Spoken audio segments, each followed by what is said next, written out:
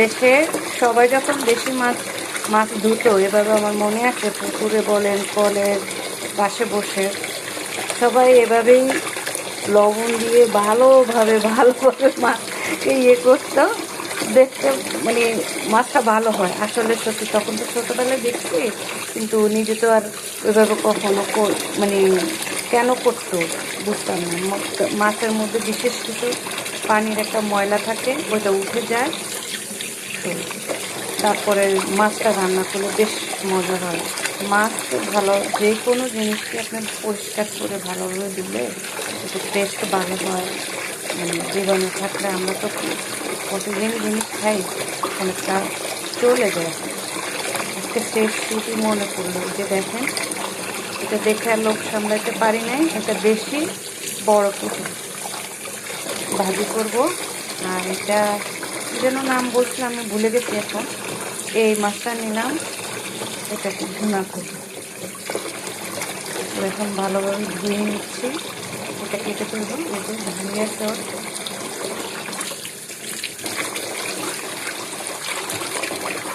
মজার মজা।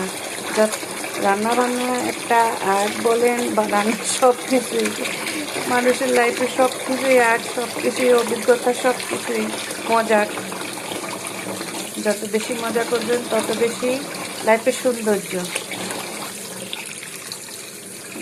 বেঁচে থাকার একটা সার্থকতা। এখন মজা বলতে শুধু নাচ গান ফুর্তি এটাকে বুঝে না। আপনি প্রতিদিনের কাজের ক্ষেত্রে আপনি যেই কাজটাই করবেন সেটাকে আনন্দ সহকারে গ্রহণ করলে ওটাকে আর কষ্ট মনে হবে না। ওটাকে মনে হবে যে এটাই সত্য, এটাই আসলে মজার, সবচেয়ে মজার এটা, কারণ এটা আপনার আপন তৃপ্তি।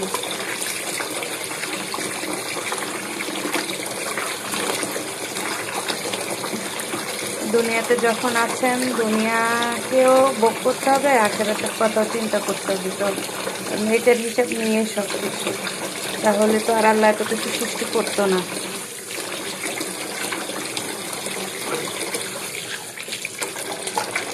মজা, তো ভালোই মজা লাগতেছে, পানি ধরতেছে। আজকে এখানে একটু গরম পড়তেছে। একটু আগে আমি গিয়ে এগুলো নিয়ে আসছি, দোকানে গিয়েছিলাম, বাজার করে আনছি।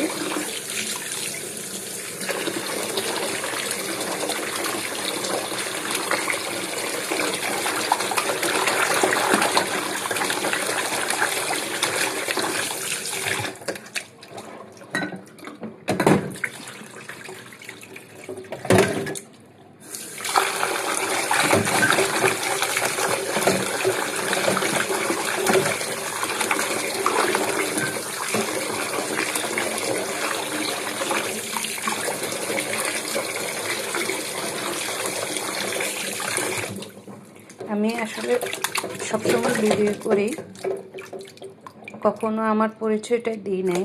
সেটা হলো আমি বাংলাদেশি, আমার দেশের বাড়ি নোয়াখালী।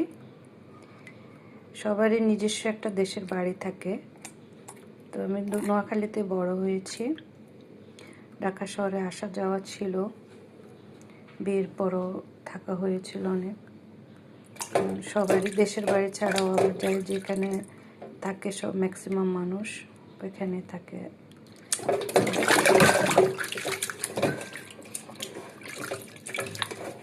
জানি না, আমার তো আমার দেশের বাড়ির পরিচয় দিতে খুব ভালো লাগে। আমি নোয়াখালীর, এটা বলতেই আমার ভালো লাগে। আমি যেখানেই যাই আমি খুব জোরে সোরে বলি আমি নোয়াখালীর। ইভেন সময় পেলে ওইভাবে পরিবেশটা তৈরি করে ফেলতে পারলে আমি বলি নোয়াখালীর ভাষায় কথা বলি। আর আমরা যারা এখানে নোয়াখালীর আছি, আমরা কেউ কিন্তু কারোর সাথে শুদ্ধ কথা বলি না, কারণ আমরা আমাদের নোয়াখালীর ভাষায় কথা বলতে পছন্দ করি।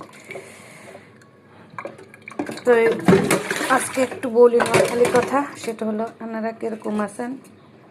আর ভিডিওকে আপনারা সবসময় দেখেননি, যারা দেখেন ফলো করবেন, শেয়ার দিবেন, কমেন্টস করবেন।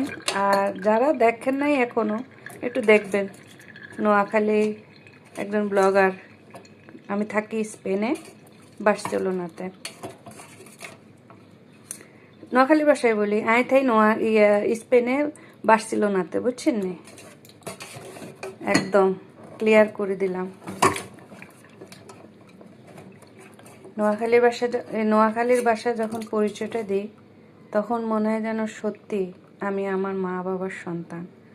আমার একটা বংশ পরিচয় আছে, আমার দাদা আছে, দাদি ছিল, সবাই ছিল। একটা মানুষের বংশ পরিচয় থাকে না, সেটাই যখন আমার নোয়াখালীর পরিচয়টা দিই আমার কাছে সেটাই মনে হয় যে আমি আমার বংশের পরিচয় দিচ্ছি। আর এটাই আর কি, মানে খুব ভালো লাগে।